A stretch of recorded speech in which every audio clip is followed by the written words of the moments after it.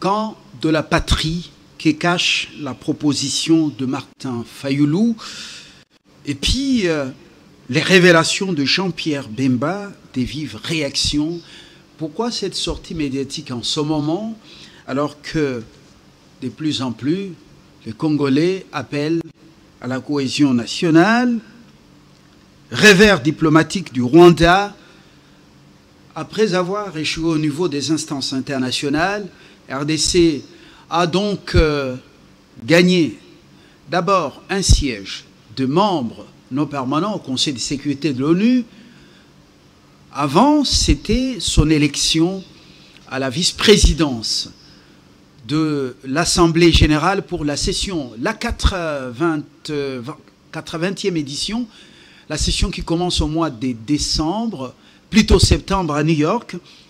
Et puis, au niveau de la CEAC, Communauté économique des États de l'Afrique centrale, le Rwanda a été recalé, pays agresseur. C'est Malabo qui continue à accueillir les chefs d'État et de gouvernement de cette communauté ou cette sous-région africaine. On nous annonce que le 15, c'est dans quelques jours, à Washington, il y aura signature d'un premier accord entre la RDC et le Rwanda pour la paix. Est-ce que Kagame y sera-t-il réellement? Certaines langues parlent d'un souci de santé. D'autres disent qu'il a toujours été malade, mais cette fois-ci, est-ce que ce n'est pas le malade imaginaire qu'on nous a enseigné à l'école? Moi, je pose seulement la question. Et puis, l'accord stratégique sur les minerais critiques entre Washington et Kinshasa, nous, au lieu de verser dans le bétonnage ou dans les louanges, l'adoration, nous disons tout simplement, pour cet accord, Kinshasa prend-il la mesure pour que le pays gagne? Nous allons nous interroger autour de cette table 4 invités. Mutabazi, Sekimonyo, Mutabazi. Ah, Mutabazi, avec Z. Oui. Vous êtes professeur de droit et plutôt d'économie, analyste politique, souvent entre Kinshasa et États-Unis. Quand vous venez, c'est souvent quand il y a des problèmes. Qu'est-ce qui se passe? Vous êtes rentré dans votre pays. Qu'est-ce qui se passe? Est-ce qu'il a plu hier? Parce qu'on va m'accuser de tout. J'espère que la rivière ne va pas déborder. On va dire que c'est ma faute. C'est parmi ceux qui disaient que il fallait que Goma et Bukavu soient occupés par les voisins. Et c'était pour faire vite marcher les choses. Et les résultats, apparemment, semblaient encourageants. C'était le seul qui disait qu'il fallait que ça soit occupé. Anne Gréco, juriste, avocat et puis activiste des droits de l'homme, elle n'est plus à présenter. Je dois dire avec précision que c'est parmi les juristes qui appelaient les autres, comme le camp des Kabila, l'Intelantela, pour dire les vagabonds. C'est comme si elle avait prophétisé, elle appelait Kabila usurpateur, il appelle souvent Kanambe, Hippolyte Kanambe. C'est parmi ceux qui ont pris la parole avec courage avant Jean-Pierre Bemba et tant d'autres. Alors, à mon extrême droite, je reçois Destin. C'est pour la première fois sur ce plateau, Kadundao, coordonnateur du réseau, je dois le dire avec précision. Oui, Destin Kadundao, vous êtes le coordonnateur national du réseau GATT-RN, team leader adjoint du groupe de travail thématique mines et hydrocarbures. Voilà ce que je peux dire. Et souvent dans le Nord Kivu, vous êtes à Kinshasa pour la circonstance. La ville est sous occupation des incirconcis. Bienvenue. Merci beaucoup, messieurs les journalistes. Johnson Ishara n'est plus beaucoup à présenter, mais c'est la première fois qu'on le reçoit ici. Johnson, vous êtes le coordonnateur national, régional ou national? National. Voilà. j'ai besoin de cette précision, c'est très important, du groupe d'appui à la traçabilité, c'est ça? C'est moi encore. Ah, là, c'était encore vous. C'est Gathering. Alors, Johnson, vous êtes à la tête d'une ASBL. Présentez-nous un peu de mots parce que c'est très important. Voilà, je suis à la tête d'une ASBL dénommée Dynamique Génération Consciente. Génération Consciente parce que nous nous inscrivons dans la logique de cette partie de Congolais qui estime que l'homme congolais actuel, il a failli, qu'il fallait réinventer un nouvel homme. Et notre imaginaire est orienté vers ces travaux-là. Et nous intervenons dans 6 domaines différents. Le premier, nous sommes dans l'éducation, qui est pour nous un facteur très clé pour le changement d'un peuple. Le deuxième, nous sommes dans la bonne gouvernance démocratie. Nous sommes dans le droit humain. Nous sommes également dans l'entrepreneuriat. Et les derniers, c'est que nous sommes dans la bonne gouvernance. À Kinshasa, poussé par les événements ou bien vous êtes en mission de travail? Alors, c'est dès au même moment, parce que j'étais en mission de travail quand la ville est tombée et que j'ai eu du mal à rentrer encore dans ma ville. La ville n'est pas tombée, elle a été occupée. Bon, c'est une manière de dire, en d'autres termes, la ville était occupée par cette armée rwandaise sous la casquette du M23 et qu'il n'y avait plus moyen pour nous de rentrer. Et donc, voilà comment nous nous retrouvons un tout petit peu comme de déplacer des guerres à Kinshasa. Très bien. Alors, nous allons... Johnson, je l'ai déjà reçu ailleurs, mais ici, c'est la première fois on ouvre. Ce ne sont pas des hostilités, mais c'est un partage républicain. On n'a pas ici le camp des anges et le camp des démons. Nous parlons République. On a choisi de parler d'abord de l'accord stratégique RDC, États-Unis d'Amérique. On commence par professeur Mutabazi Sekimonyo. Le Rwanda, vous qui venez des États-Unis, est-ce qu'il est secoué par ce deal en gestation? En fait, ce n'est pas le deal qui secoue le Rwanda. Ce n'est pas le deal. C'est autre chose qui se passe derrière le deal, la signification du deal. Mais d'autre part, on doit laisser le Rwanda d'un côté. On doit parler du deal, qu'est-ce qu'il vaut, qu'est-ce qu'il va représenter, oui, et les potentiels. Par exemple, je dis, les gens disent, qu'est-ce que je pense du deal? Je dis, c'est refuser la colonisation rwandaise pour accepter la colonisation américaine. Mais derrière le Rwanda sont les multinationales anglo-saxonnes. Oui, mais on pouvait, je dis, on pouvait frapper le Rwanda avec des sanctions. Maintenant, on est en train de faire de 1900, potentiellement 1908. Ça veut dire qu'on est passé de la colonisation du roi belge à la colonisation de la Belgique. Je dis, on a agrandi, on a aggravé la situation. J'aurais voulu voir plutôt, sur question de politique économique, voir un deal entre les entrepreneurs, les commerçants, disons, congolais, les entreprises congolaises avec les entreprises américaines, sous l'égide du gouvernement congolais et du gouvernement américain. J'aurais voulu voir ce genre de deal. Alors, sans ça, il y a toujours un problème qui inquiète, par exemple, les Américains. Même si on signe un deal, ce cobalt, on ne peut pas le creuser dans un jour. Ça veut dire 2028, il y aura quelqu'un d'autre qui va venir, qui peut changer le deal. Parce qu'on vient de voir Trump le faire. Trump a donné les gens l'exemple, le goût, qu'un nouveau président peut se présenter en 2028 et changer de deal. C'est pour cela qu'on voit l'indication. Par exemple, vous voyez en Arabie Saoudite, Trump y est allé. On va en Ukraine, on a vu le secrétaire Marco Rubio, il est allé. Mais ici, on a eu un représentant du gouvernement américain. Les intérêts ne sont pas à la page. Je dis, mais on peut faire la dérive, faire Kabila sous lui. Parce que sous Kabila, il y avait la sécession financière économique du Katanga. Ce que les Belges n'ont pas pu faire en 1960 avec les multinationaux, ils ont fait ça sous Kabila. Ça veut dire qu'on a perdu Jekamine, on a perdu tout. Aujourd'hui, le Katanga minier est... On a perdu la MIBA, la minière de Bakwanga, tuée par le régime Kabila. On n'a non seulement pas perdu la MIBA, mais on a oublié. On a oublié la MIBA. Ça n'existe plus. Alors c'est ça que j'ai peur d'avoir, parce qu'aujourd'hui, je vois idéologiquement, comment je vois je les appelle les conservateurs, le camp Tshisekedi et celui de Kabila. Idéologiquement, de l'approche dans cette négociation, c'est la même chose. On va vendre le minerai, on va vendre des intérêts, on va garantir des choses à d'autres pays aux multinationaux des autres pays. C'est le deal avec le multinational américain, mais en contrepartie, il n'y a pas le Congolais, il y a le Congo. Et c'est ça qui m'inquiète le plus.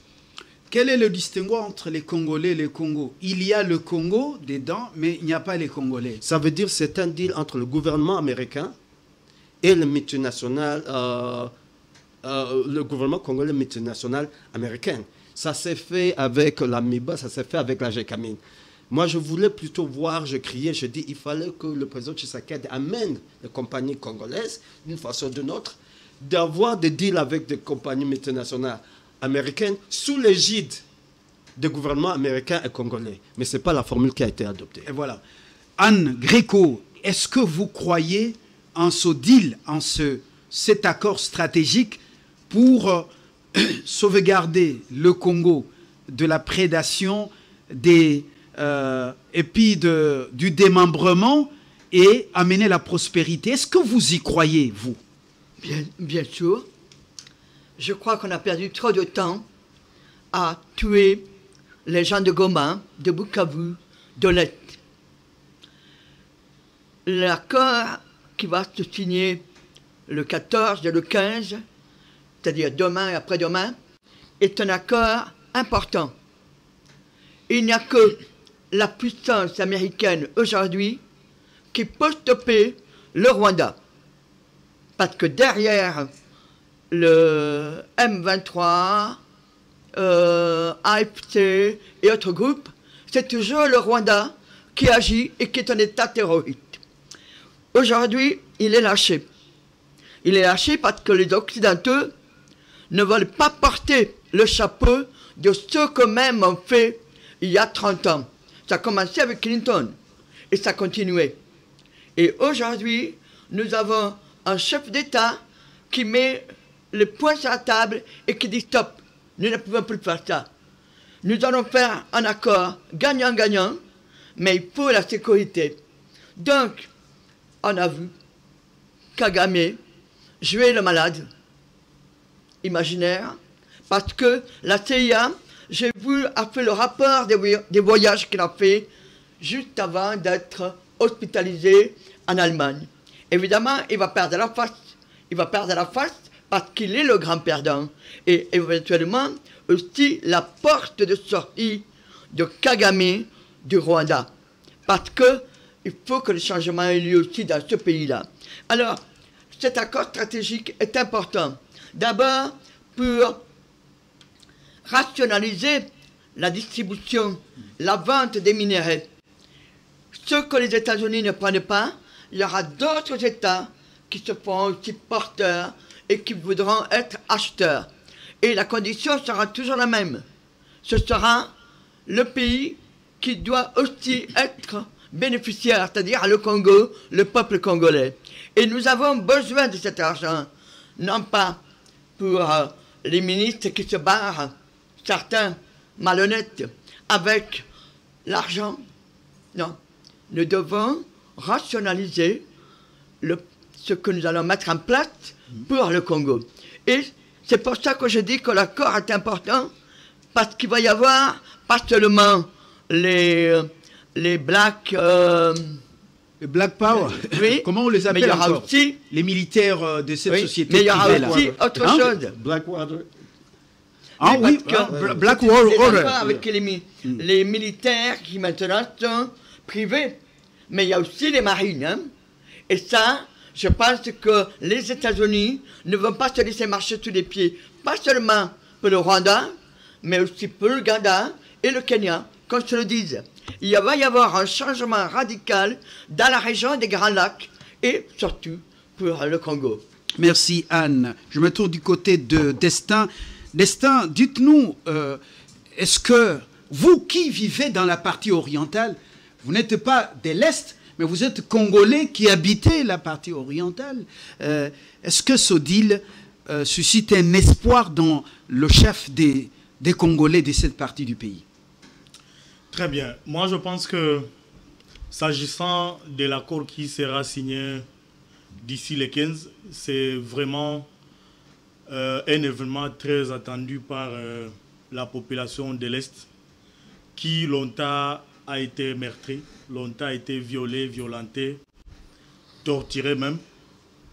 Et moi-même, je vous dirais, avant d'arriver sur ce plateau, j'ai eu un coup de fil d'un grand-père qui vit au village qui me demande, nous attendons les 15. Pour dire que c'est un événement très attendu par la population congolaise en général, et plus particulièrement celle de la province du Nord et du Sud Kivu, ou de l'Est, si on peut le dire comme ça. Et pour la population, il serait très important, vraiment, encore je l'ai dit, très important, que l'accord qui sera signé les 15 ici dans 2 jours, que ce soit à l'intérêt de la population congolaise et non aux autorités congolaises. Oui, José Kimono dit qu'il ne faut pas que... en fait, le Congolais, malheureusement, risque de ne pas se retrouver, même si on va parler du Congo dans cet accord. On voit l'exemple TFM, les Américains, Frapmauer, ils étaient là, mais ils les ont vendus aux Chinois, ils ont cédé aux Chinois. C'est l'exploitation du cobalt qui intervient dans la fabrication des voitures électriques. Ils les ont quittés. Ils étaient à moins dans l'exploitation du pétrole. Ils ont cédé aux franco-italiens, les Perenco, hein, Perodoro. Oui. Vous êtes informés. Oui.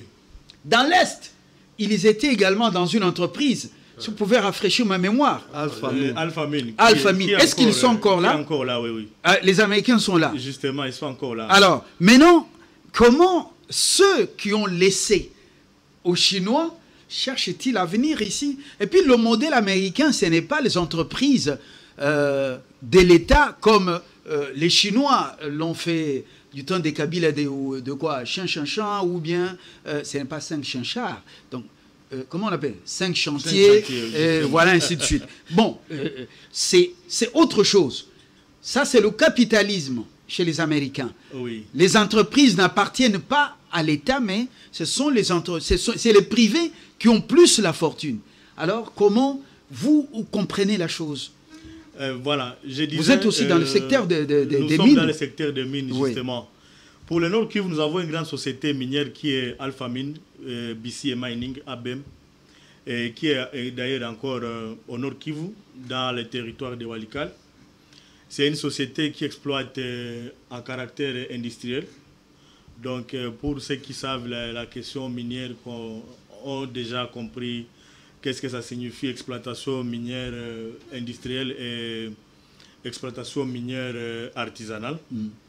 Et c'est ce que j'ai dit bien avant. Nous voulons que ce qui sera fait les 15, que ce soit à l'intérêt de la population. Je crois, madame vient de le dire, ce n'est pas normal que là où on exploite les minéraux, il n'y a aucune télévision, il n'y a aucune route, il n'y a aucune bonne école comme les écoles que nous voyons en France, en Angleterre. C'est tout ce qu'on dit, que cet accord soit à l'intérêt de la population congolaise, donc qui ait de l'impact par rapport à ce qui sera signé visiblement sur le terrain. Et ce qui est pire, on tue les populations environnantes de ces sites miniers. On les massacre. Justement, cette population a même beaucoup de risques sur le plan environnemental, parce que là où on est en train d'exploiter les minéraux, et il y a beaucoup de risques sur le plan environnemental qui ne sont même pas calculables. Et beaucoup de gens, et les gouvernements et les sociétés ne tiennent pas compte de tout ça. Et après, nous allons d'ailleurs comprendre que les minéraux sont des ressources qui sont épuisables. Après, quand le minerai va se terminer là-bas, il y aura des trous, il y aura des vides qui vont rester là-bas. Qui va combler ces vides?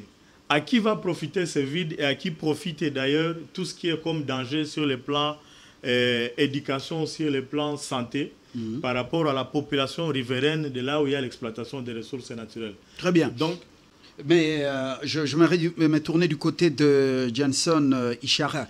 Johnson, vous vous souvenez, la fois passée, on a pleuré ensemble, vous et moi, sur le plateau. vous vous souvenez? On ne va pas pleurer aujourd'hui. Oui, aujourd'hui on ne va pas pleurer. Je me souviens que vous avez basculé en politique. Bon, c'était une transition. Mais heureusement, vous êtes revenu. On n'ouvre pas cette page. Mais dites-nous concrètement, même si on signait le deal avec les Américains, mais ce ne sont pas les Américains qui vont nettoyer au sein de l'armée les officiers affairistes qui roulent avec... c'est Wangler, ou Wangler, c'est quoi? Comment vous appelez ces véhicules-là? Bon, moi je suis villageois, je ne connais pas. Et puis, tous ces affairistes qui traitent avec la partie rwandaise, ce ne sont pas les Américains avec Black Warrior qui vont nettoyer nos forces armées et même les forces de la police. Oui, je suis d'accord avec vous. Je pense que le problème du Congo, souvent, sont attaqués du très mauvais pied parce qu'on fait toujours un très mauvais diagnostic de le départ.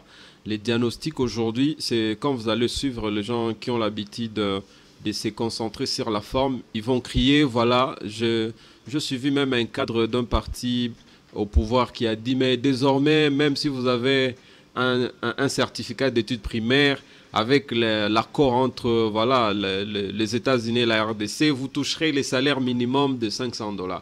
Et ça, c'est la forme. Les gens ont... Mais en réalité, le Congo, nous le disons tout le jour, le Congo ne peut jamais décider de quitter le point dans lequel nous nous trouvons aujourd'hui, où nous pouvons dire à haute voix que nous sommes dans un gouffre. Nous ne pouvons pas imaginer que quelqu'un va venir nous faire sortir de ces gouffres si nous ne décidons pas nous-mêmes.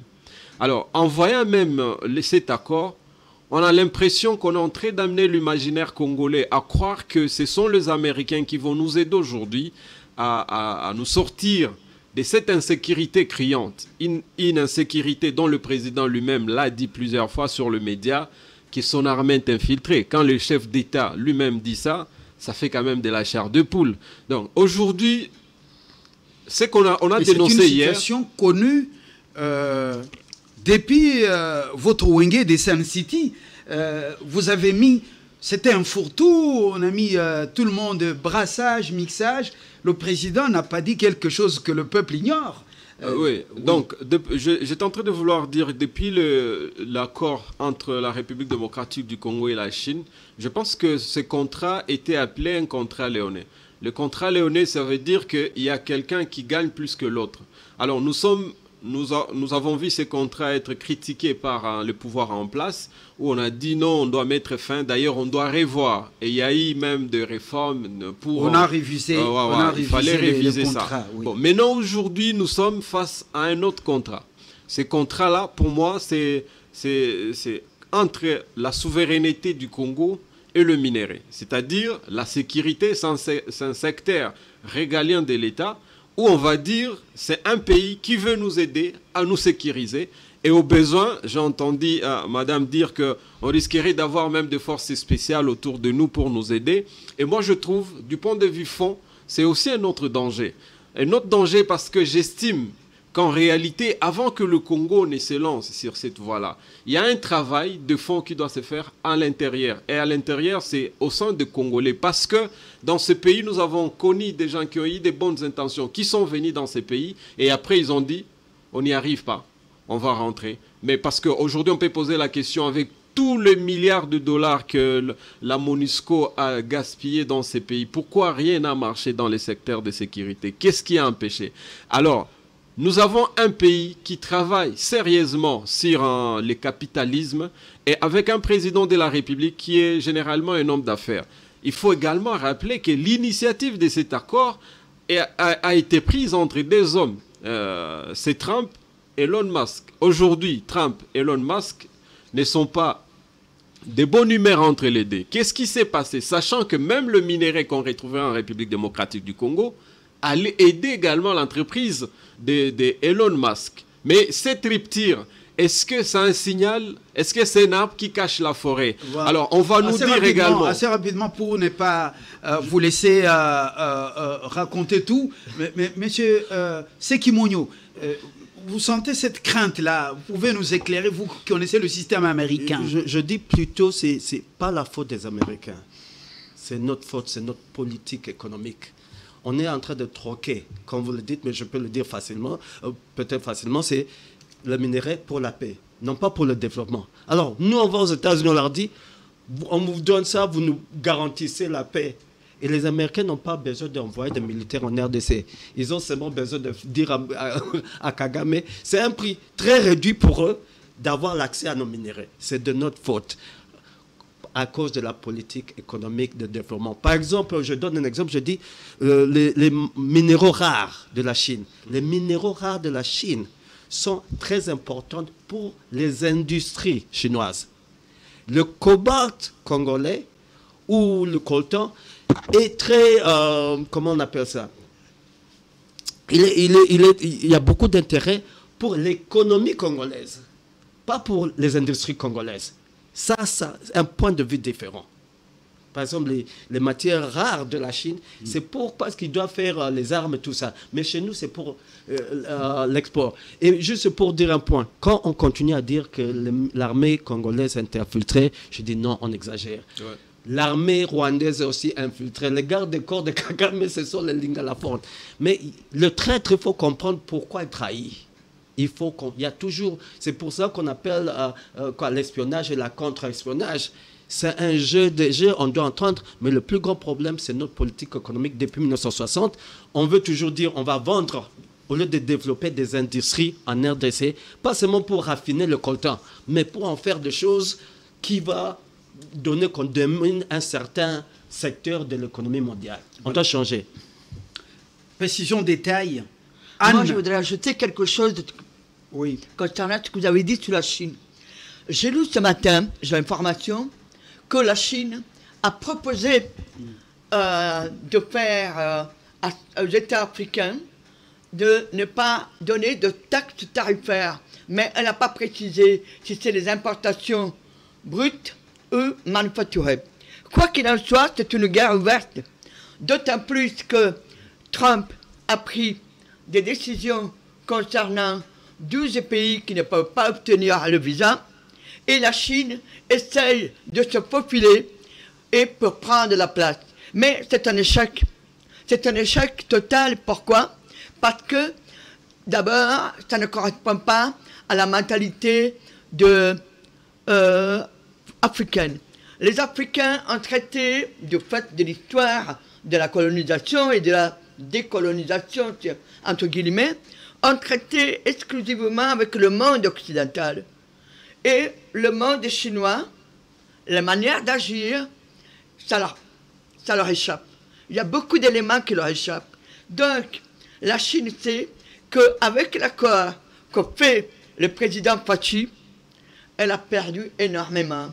Mais c'est aussi, en grande partie, sa responsabilité, puisqu'elle a fraudé, elle passait par le Rwanda en prenant des matières premières qui venaient du Congo, et aussi bien l'or qui venait de certaines d'autres régions. Donc, c'est difficilement pardonnable. Et surtout, on a vu hier qu'entre Chinois, ils se bagarrent. Ils se bagarrent sur un carré minier. Donc, on a vu cette image-là. On a vu cette image. Au niveau de ça, c'est très important. La Chine, il y a une guerre âpre entre les États-Unis et la Chine sur le continent africain. Alors, on évolue dans les questionnements. Kagame, vous l'avez annoncé, qu'il serait en Allemagne. Malade, vrai malade ou vrai faux malade? Alors, c'est que, au-delà du deal ou de l'accord stratégique, il n'y aura pas signature de l'accord de paix entre la RDC et le Rwanda. Est-ce que le Rwanda n'est-il pas en train de jouer avec la montre pour tirer le bras de son côté? Non, parce que le false flag d'assassiner les propres frères Tutsis, c'était Kagame. Ce n'est jamais le peuple congolais qui a tué les Tutsis. C'est lui, 900 000 personnes. Et cette manière de présenter les crânes, on n'a jamais vu ça. Hein? Faire venir les gens, regardez, regardez. Si bien qu'il y a eu un frottement contre le Congo, mais aidé par qui? Par Kanembe, alias Faux Kabila, Joseph Kabila. Donc il y a eu un accord tacite de faire porter le chapeau sur le peuple congolais qui n'était pour rien. Et ça, les Occidentaux sont en train de se réveiller. Je ne parle pas des dirigeants, je parle des peuples. Je parle parce qu'il y a un réveil qui se fait contre le sionisme mondialiste. C'est-à-dire les démocrates. Ceux qui, pendant 50 ans, ont voulu faire l'État secret. Hein? Maintenant, c'est en train de craqueler de tous les côtés. Voilà. Un mot, c'est sur cette question. Déjà, il y a fuite du document de l'accord de paix entre la RDC et le Rwanda. Qui peut avoir fait fuiter ces documents? On sait par analyse, hein, qui gagne de la fuite de ce document pour arrêter le deal? C'est le Rwanda. Qui crie en premier que ces documents risquent d'entraîner qu'il n'y ait pas de signature d'accord? Ce document n'a pas dit grand-chose. Hein. On dit seulement que le Congo dirait que le Rwanda quitte la RDC. C'est ça. Mais quand on crie, on voit un document sortir et c'est le premier qui en fait toute une histoire, on sait, on peut pas avoir la certainté 100%, mais je peux vous dire, toutes les indications, tous les traits, tout ça nous indique que c'est le Rwanda qui a fuité. Et pour vous dire, même après avoir signé le 15, si le Congolais pense c'est la fin, c'est qu'ils sont en train de se tromper. C'est pas la fin. C'est pas la fin. La signature de la paix, des accords, on a signé plusieurs fois. C'est pas la fin parce que le Rwanda, c'est pour sa survie politique qu'il a besoin d'infuser, de trouver où trouver l'argent. Tant que le Rwanda n'arrive pas à trouver l'argent ailleurs, il viendra toujours chez nous pour faire du bruit. Et tant qu'on signe un accord de paix, d'une façon, on sanctifie ce que le Rwanda fait. Parce qu'on signe un accord de paix, mais on ne signe pas quelque pour le sanctionner. Quelque part, c'est un mauvais joueur ou un mauvais garçon qu'on est en train de gâter. Et ça ne va pas s'arriver. Si on pense que le 15 c'est fini, on est en train de se tromper. Ces mots sont en train de changer de technique. Changer de technique, ils vont continuer à le faire. Et voilà. Est-ce que vous êtes d'accord que cet accord, même si on ne connaît pas son contenu, on fait fuiter quelques éléments, vous êtes d'accord que cet accord risque d'être une sorte d'un chèque en blanc accordé au Rwanda pour faire tabula rasa sur les crimes de guerre, crimes contre l'humanité? Oui, je pense que, tel que le co-débatteur l'a dit, c'est une façon pour les Rwandais de vouloir nous déstabiliser encore une fois de plus, en fait qu'il y ait des tensions à la population ou à la communauté congolaise. Le fait d'avoir fait fuiter certaines clauses de l'accord. Justement, en fait que la solution ne puisse pas être trouvée directement. Et surtout que c'est pour son intérêt, ça c'est un de deux. Les Rwandais ont un intérêt de continuer toujours à nous gérer comme ça, 2 jours, 3 jours. Parce que si on peut se poser encore une fois, nous tous ici, la question qui profite de tout ce qui se passe à l'Est, c'est les Rwandais. Il est en train d'exploiter, il est en train de tirer l'argent à des taxes à la population, il est en train de cultiver les champs et consorts. Donc pour les Rwandais, le fait de fuiter les documents, c'est une façon encore pour nous de nous tarder ou de nous faire dormir debout, en fait que nous puissions encore continuer à nous chamailler entre nous les Congolais. Vous avez par moment des vraies informations. Dites-nous, Johnson Ishara, le vrai message de Bintou Keïta au M23 et l'AFC, le vrai message. Allez dire aux occupants que, voilà, la MONUSCO, sa mission, c'est celle-ci. Qu'est-ce que ces occupants ignorent de la mission de l'ONU? Dans certains médias, on dit qu'il est allé transmettre le vrai message de Washington, il faut quitter. Est-ce que c'est juste une distraction? Bon, ça ne peut pas être une distraction. Je pense qu'on ne peut pas interdire... Vous avez les canaux d'information Oui, de Goma. On ne peut pas interdire aux politiciens de faire la politique. Ce que Bintou Keïta était en train de faire, c'est de la politique internationale. Et tout ne peut pas être relayé sur la place publique, certainement, et le parti transmettre un message. Et le message que nous aimerions entendre de cette crise, c'est que je pense qu'on a longuement peiné avec ce qui se passe au Kivu. Monsieur Fabien, je peux vous dire sur ces plateaux qu'en 1996, lors de la guerre, j'avais l'âge de 7 ans. Et j'ai fui la guerre à pied avec mes parents jusqu'à plus de 400 km. Je suis arrivé à un endroit que M. Kimonyo peut connaître très bien, les camps des réfugiés de Mugunga. À l'époque, c'était des réfugiés rwandais qui étaient là. Nous étions en train de fuir Goma, au marché à pied. En arrivant là, il y a eu des affrontements et nous nous sommes retrouvés entre les deux feux. Il y a des personnes qui tombaient et les sangs tombaient sur nous parce que nous étions de courte taille. De longue taille étaient en train de tomber. Et nous avons vu ça dans notre enfance. Donc, je viens de cette province-là, dont on a enterré vivant plus de 250 personnes dans une fosse commune à Kishiché. Après la guerre, après les affrontements, les Ouazalènes ont disparu et les militaires qui ont avancé vers Kishiché, ils ont commencé à ramasser des civils. On les a mis dans une fosse commune et même ils ont creusé et on a commencé à les enterrer vivants. Je viens de cette ville-là. Je viens de cette province et je viens de la ville de Goma, M. Fabien. Déjà, d'après les statistiques qui ont été données par le gouvernement nous a parlé de 8500 personnes.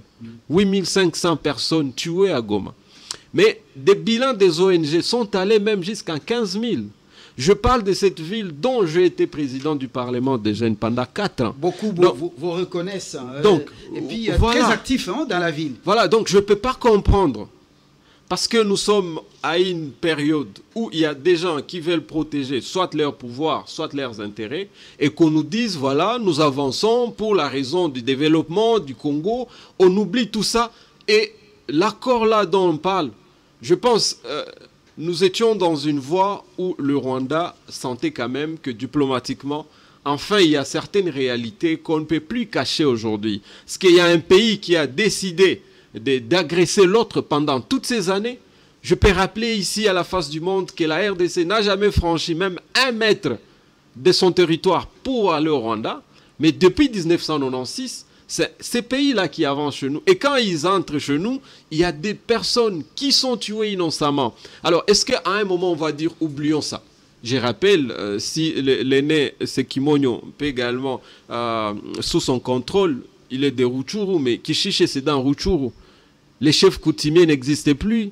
Ils ont amené quelqu'un d'autre qu'ils ont installé là-bas. Il y a un système de formatage qui est vice-ministre de l'Intérieur. Non, vice-ministre en charge des affaires coutumières. Voilà, il a été remplacé. Il y a un système de formatage qui a commencé depuis Bunagana, où même le manuel scolaire ont été changés. Dans la ville de Goma aujourd'hui, on est en train d'abattre des gens à bout portant la journée et on a réduit au silence tout un peuple. Non, la vérité c'est qu'on veut bien que nous pensions sur des aspects de développement, des aspects d'industrialisation, des aspects de cohabitation. Mais il faut que la justice soit rendue. Et au prix de quoi? En tout cas, si ça nous coûtera également nos vies, mais je voulais voir des Congolais qui vont se dire, nous sommes prêts. Mais il faut qu'il y ait la justice. Parce que même après la Seconde Guerre mondiale, on a vu le tribunal de Nuremberg qui a été installé. Nuremberg, c'était justement pour châtier tout ce qui était à l'origine des massacres en Europe. Mais pourquoi avec tout ce qui se passe? Monsieur Fabien, je parle de cette ville qui a perdu 15 000.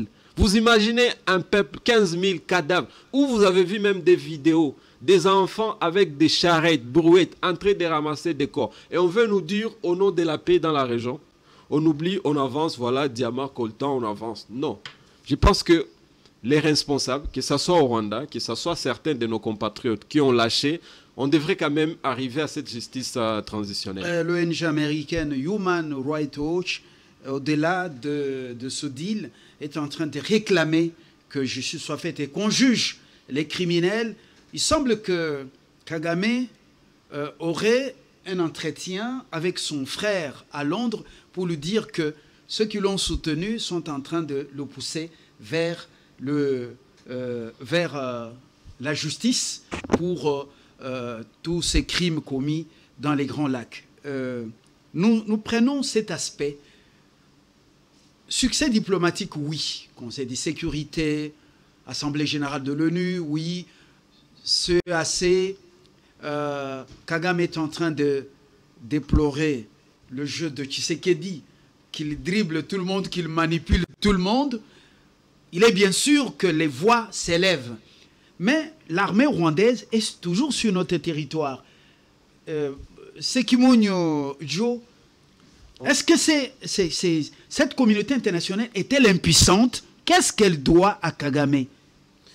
Il faut faire la part de choses pour moi. Oui. C'est qu'on n'est pas en train de jouer à l'offensive. On est toujours à la défensive. On veut faire que Kagame arrête de nous frapper dessus. On ne cherche pas à frapper Kagame. On a parlé de comment on appelle ça, économique, des sanctions économiques de la part de la RDC contre le Rwanda. On doit le faire mal. Jusque-là, Kagame, son plus grand problème, ce n'est pas le Congolais, c'est ses frères Tutsis.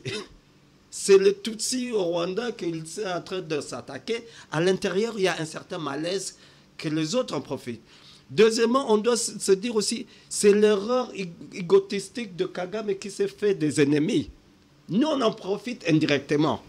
Mais on doit comprendre, est-ce qu'on va continuer à jouer ces jeux et gagner toujours par le hasard du match, tout ça? Parce que Kagame, quand la France ou la Belgique s'attaque à Kagame, ce n'est pas parce qu'elle nous aime. C'est un pays colonisateur qui s'est vu un petit nègre lui tenir la tête. Il en a profité derrière nous pour le frapper. Est-ce qu'on va changer la politique pour être politique agressive? Et juste faire un point pour dire, les gens qui pensent que les États-Unis et la Chine sont en guerre ou pour le Congo, ils ne comprennent pas que la guerre entre les États-Unis et la Chine, ce n'est pas la guerre froide nucléaire. C'est une guerre économique entre deux pays qui sont tissés. Hein? Tu fermes là-bas, moi je ferme ici. Ils ne vont jamais se tuer pour la RDC. On a vu, vous avez cité les Américains sortir, vendre aux Chinois, les Chinois vendre aux Américains. On ne doit pas compter sur eux et penser que leur friction du moment qui va amener à sauver la RDC. La Chine n'a jamais perdu en Afrique. Ils sont en train de se balancer, mais à la fin de la journée, ils vont se rencontrer à Doha, ils vont se rencontrer à Londres et signer d'autres contrats. Et nous, on sera sacrifiés. Alors, Anne, il y a la résolution 1373. Le monde est-il impuissant devant Kagame en perte de vitesse? Pourquoi ne pas faire appliquer la résolution 1373 du Conseil de sécurité de l'ONU? Et Bintou, écoutez, il trouve le temps d'aller un peu prendre de l'air frais à Goma pour appeler aux occupants la mission de l'ONU au Congo. Mais justement, il y a l'envoyé Mme Keïta qui est là. Elle est déjà au Rwanda, à Goma. Oui. Elle est à Goma, elle est à Goma. Oui. Et il y a eu, je ne sais pas combien, d'abord à peu près 100 autobus de 100 places. Donc ils sont en train de dégager. Parce qu'ils ne vont plus avoir affaire au Congo. Vous y croyez que ces gens sont en train de partir? Il y a un revirement profond qui se fait pas seulement sur le Congo. Il se fait partout. Ceux qui prennent encore, c'est la France. Hein? Mais c'est en train de craqueler. Regardez un petit peu comment maintenant les gens parlent. Les gens parlent que Kabila est un Rwandais. Hein? Écoutez, moi je l'entends partout maintenant. Ça, ils commencent, les Congolais commencent à dire ouvertement: nous avons été occupés, nous avons été bafoués, nous avons été assassinés, et ils commencent à le dire. C'est les collés, le remous, mais il y a une lame de fond qui se prépare. Et ça, moi, j'y crois. J'y crois parce que je vois comment, aux États-Unis, c'est la loi martiale, mais ils ne le disent pas. Puisque Trump, lui, il prend, par décret présidentiel, quand on fait les lois par décret présidentiel sans passer par le Congrès, ça veut dire que c'est la loi martiale. Et c'est en train de tout détruire. Regardez quand il a dit que Biden a été assassiné en 2020 et que c'était un sosie. Donc il y a quand même quelque chose qui se fait en profondeur, et c'est ça qui fait peur à Kagame, et c'est ça qui fait peur à Kabila. Regardez, Kabila à Kanembe, hein? Et il a demandé l'asile politique à Cuba. Et il s'est rendu compte qu'il sera trop près des États-Unis, il sera éliminé. Il a demandé à l'Argentine, maintenant au Kenya, mais Ruto, lui aussi va sauter. Alors, écoutez, c'est une lame de fond qui va toucher tout le continent africain. Et ça, je pense que nous sommes vraiment dans les prémices d'une révolution, dans le sens comme celle que nous avons eue en France en 1789, mais qui n'a touché que le tiers-État, pas le peuple. Mais là, c'est vraiment tout le monde qui est en train de se rendre compte. Moi, je vais vous dire, non pas parce que c'est moi qui l'ai dit et que je fais l'émission, mais il m'arrive d'aller sur les marchés. Et on me reconnaît, me dit, c'est vous, Kabila est au Rwandais, mais c'est grâce à vous. Je dis, bon, ce n'est pas que j'attire le profit, c'est pas ça. Mais je veux dire que je suis contente que maintenant tout le monde en parle et que finalement, j'ai ouvert la route. Parce que ce qui compte quand on vient ici, c'est pas de faire tant de voix, mais de voir que finalement, les gens réfléchissent. Et ça, c'est important. Très important. Oui. Ouais. Les gens réfléchissent. Destin. Kabila est sur place. Il est entré, il est ressorti, il est revenu, et puis il va visiter le centre des formations des terroristes. Et puis après, il commence à accorder des audiences, société civile, les pasteurs, les imams et tout ça. Bon, mais finalement, à quoi joue Hippolyte, le commandant Hippolyte? Moi, je voulais dire d'abord que... C'est le démembrement du pays en marche. Moi, je voulais dire que il n'y a pas de fait sans justice. Pourquoi? Parce que tout ce que nous faisons, même après 10 ans, même après 5 ans, ça aura toujours de l'impact, soit négatif ou positif envers nous. Il est vrai que Kabila est à Goma, il est en train de faire des consultations. Et moi, de mon analyse, je pense que nous, en tant que les citoyens congolais, qui sont à l'abri, donc qui ne sont pas à Goma et à Bukavu, on ne peut que d'abord observer, est-ce que les consultations, c'est pour une opportunité à la RDC, ou est-ce que c'est un piège, ou est-ce que ça aura d'une solution durable, parce que j'en profite nous avons besoin de la paix, et une paix qui est durable.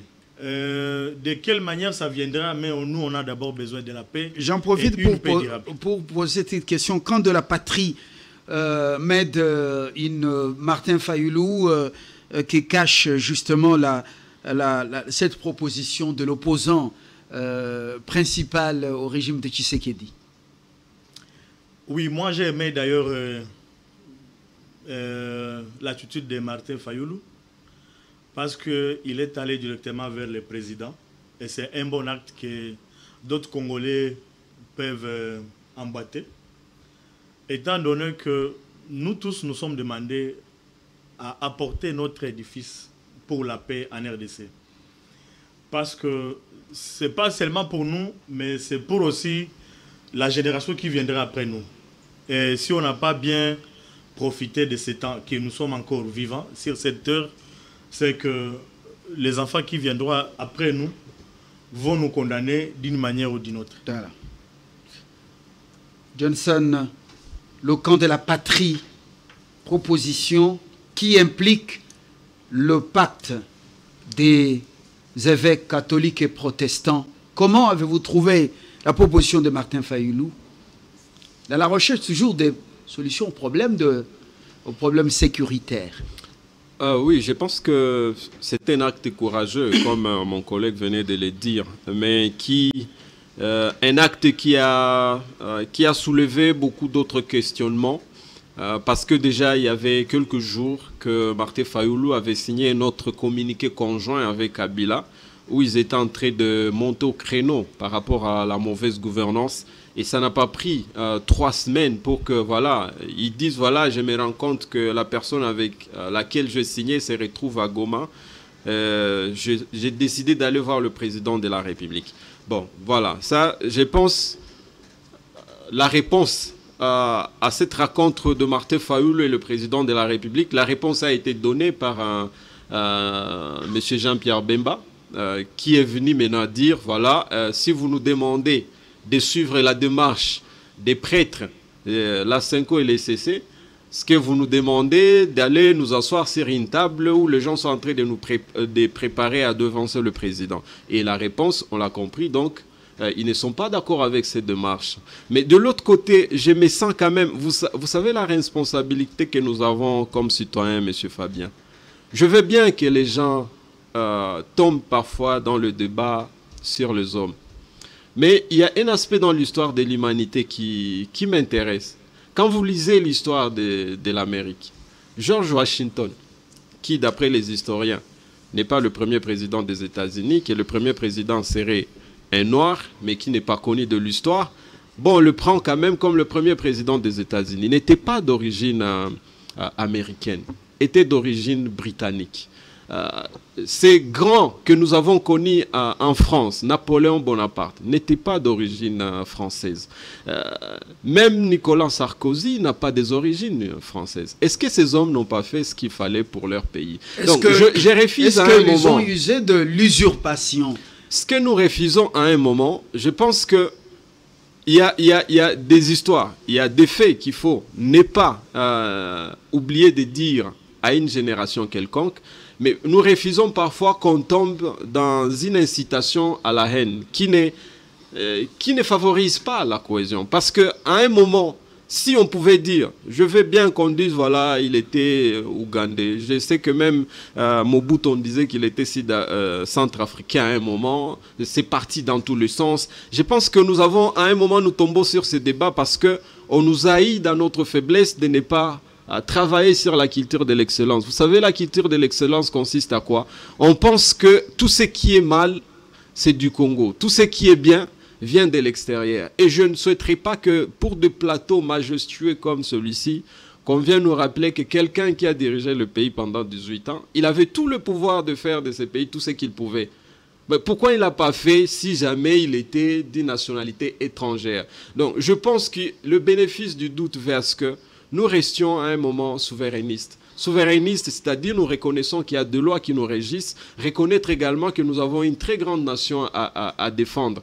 Et nous amener dans le débat, ça tombe dans les stratégies de manipulation de masse qui consistent à désorienter l'attention d'un peuple. Aujourd'hui, le problème de Kinshasa sont les embouteillages. Le problème de Kinshasa, c'est qu'aujourd'hui, les braquages commencent. Donc, on ne peut pas nous amener... Ne faisons pas l'amalgame. Oui. Faisons pas l'amalgame. Pour dire, vous savez que la vérité, on dit, la vérité libère. À un moment donné, il faut qu'on restitue au peuple la vraie histoire. Il ne faut pas la falsifier, c'est très important. Les discours, par exemple, incitation à la haine, ceci, ça c'est le discours de Kigali. Hein, c'est le discours. Les Congolais entre eux, ils ne sont pas dans la haine et autres. C'est le discours de Kigali, autres. Donc ne confondons pas les choses, c'est très important. Ce que vous dites est vrai. On a une nation sauvegardée. Thomas Tissé-Niveau, il y a débat. Voilà. Parlons des hommes, des idées et non pas des individus. Voilà. Moutabazi, c'est la dernière prise de parole. J'allais dire, Jason, je m'excuse, ce qui t'est arrivé dans ta vie, ça ne m'a jamais arrivé. Je n'ai jamais vu des gens tomber et ceci. J'évite de parler de cela parce que ça me rend moins rationnel dans mes idées. Je suis des Rutshuru, mais je pense que quand il faut parler Rutshuru, il y a le chef coutumier, tout le monde qui est payé, il y a le Vunaban sénateur. On me force d'en dire, mais je ne vais pas là-bas. Je m'excuse vraiment, non. De moi et peut-être de la nation, je m'excuse de ce qui t'est arrivé. Mais au-delà de cela, je dis, il y a deux parts des choses. Est-ce que Kagame est rwandais? Kabila rwandais, je me dis, bon, il peut l'avoir être, mais on devrait le juger par ce qu'il a fait. Ouais. Il a fait la sécession du Katanga, truc.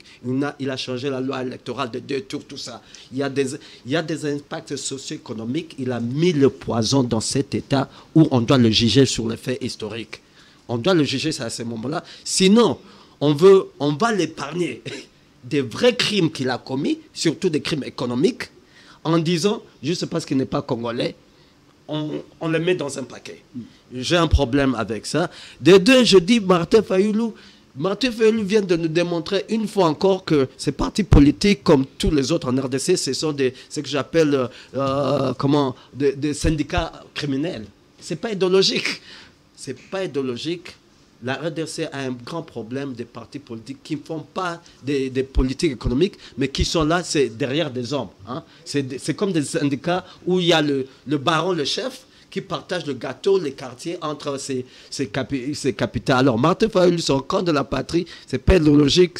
Il ne parle pas du SMIC, il ne parle pas quand il y a de vrais problèmes qui touchent les Congolais, et c'est à nous de comprendre cela. Mbemba, il est là, il est beaucoup plus chef d'un syndicat criminel pour avoir à l'accès à la mangeoire, comme on a dit, mais pas pour changer la République. Il nous distrait. On doit parler de la guerre de l'Est. La guerre de l'Est qui est fondamentalement un problème économique.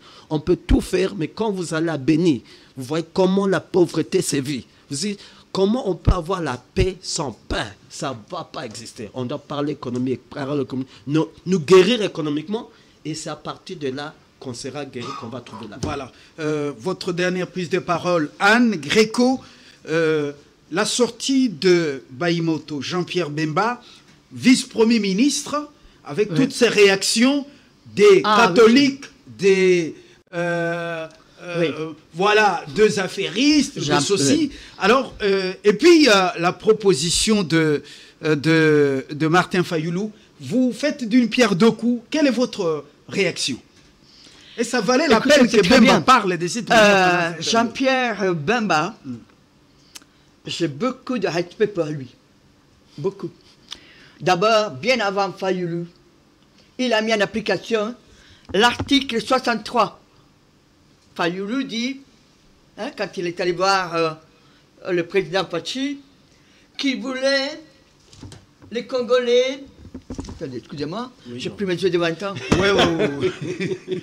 Tout Congolais a le droit et le devoir sacré de défendre le pays et son intégralité territoriale face à une menace ou à une agression extérieure. Eh bien, Fayulu a mis 5 mois après ce qui s'est passé à Goma en janvier, où on a tué 10 000 personnes. Et je ne sais pas combien de déplacés et de disparus. Jean-Pierre Bemba a sonné la Yalu. Il a demandé dans plusieurs provinces que les Congolais s'engagent dans l'armée. Donc il a appliqué l'article 63. Fayulu l'a attendu 6 mois. Attendez, c'est des scories de la Kabylie que j'appelle ça. Ce n'est pas une opposition.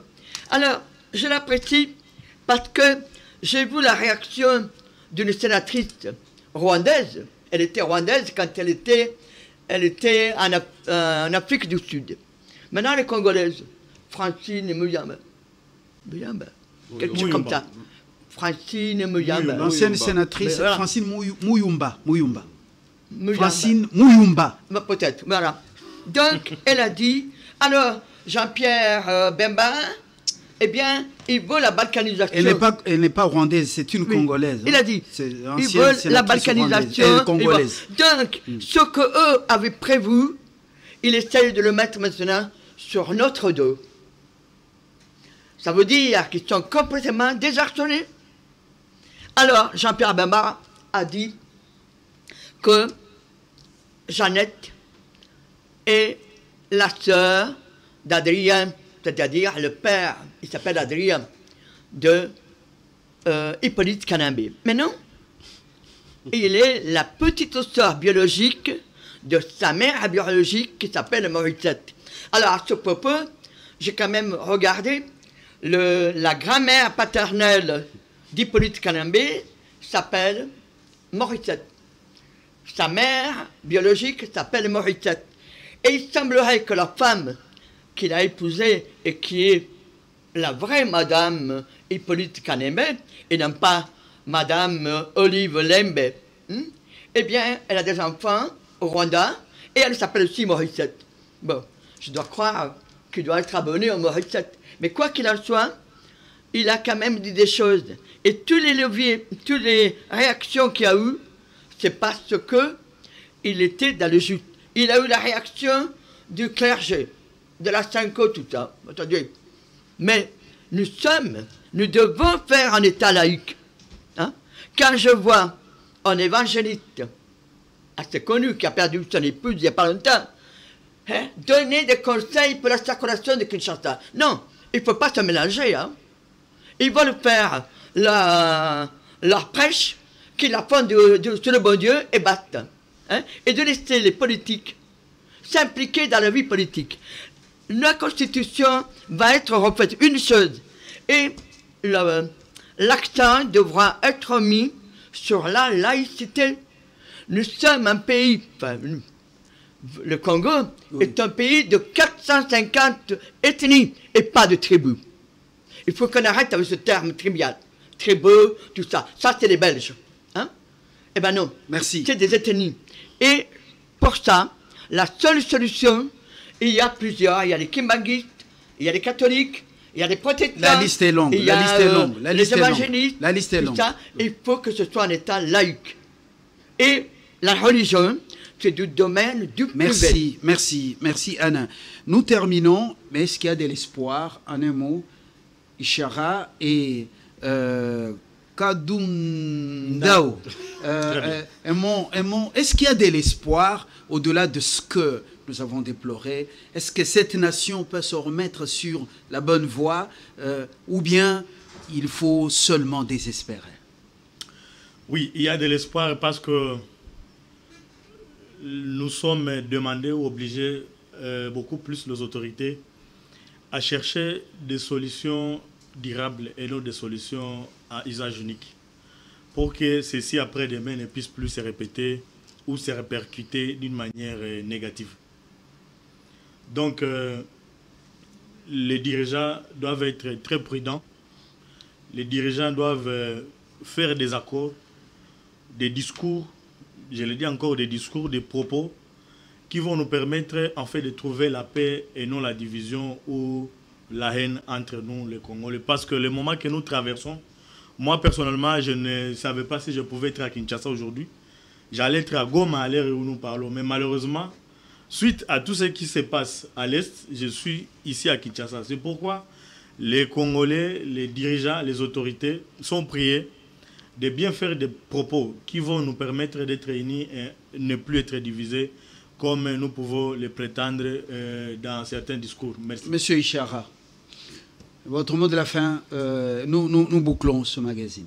Oui, mon mot de la fin, c'est que l'espoir est là. En tant que Congolais, nous sommes de la génération consciente, nous avons ce pays, il n'y a que ce pays que nous avons, et nous avons une obligation morale, patriotique de protéger ce pays. Et donc nous le ferons à n'importe quel prix, mais ce pays doit rester le seul héritage que nous avons. Je refuse que nous tombions dans le débat sur les identités des gens. Seul le tribunal peut changer le nom de quelqu'un, et si ces institutions ne l'ont pas encore fait, que je sois avocat ou économiste, je n'ai pas ce droit-là. Je pense que c'est normal sur ces côtés-là.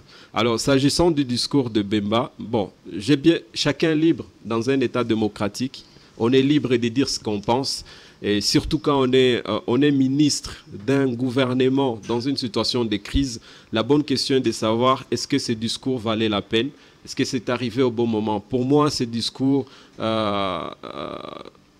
n'était pas opportun, vu la tension dans laquelle nous sommes. On a vraiment... Je pense que le peuple aujourd'hui n'a pas besoin de beaucoup de discours. On a plutôt besoin de voir qu'une situation anormale trouve des solutions qui nous ramènent maintenant dans une situation normale. Ça va nous éviter des agitations qui vont dans tous les sens et qui nous amènent dans une manipulation inutile de la population. Merci Johnson Ishara. Merci également à Destin Kadundao. J'ai bien prononcé cette fois-ci. Kadundao.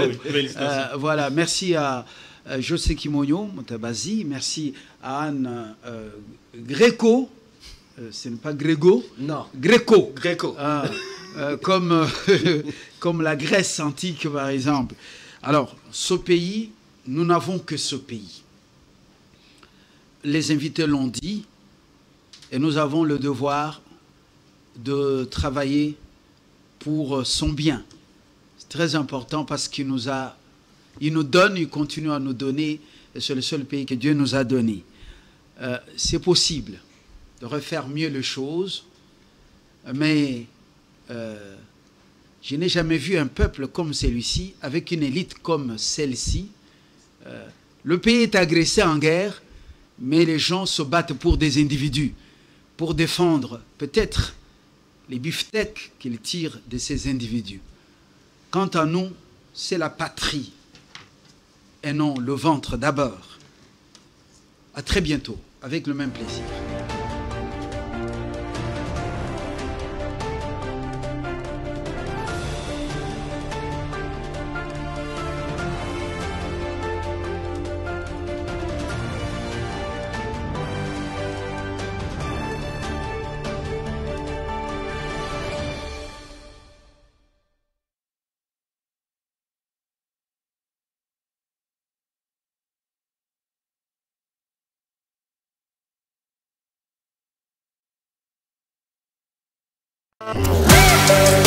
Nous travaillons pour l'unité nationale, avec une vision axée sur la promotion de la culture à travers nos 26 provinces. Kungu